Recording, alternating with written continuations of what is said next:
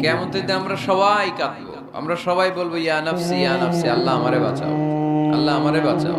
নবীরাও বলবে আল্লাহ আমারে বাঁচাও।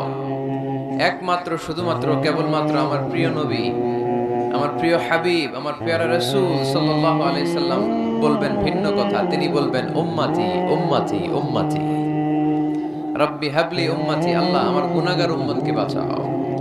সব নবীরা নিজেকে নিয়ে পেরেশান, সব নবীরা উম্মত ভুলে যাবে, ভুলবে না একজন নবী, তার নাম মুহাম্মদ সাল্লাল্লাহু আলাইহি ওয়াসাল্লাম।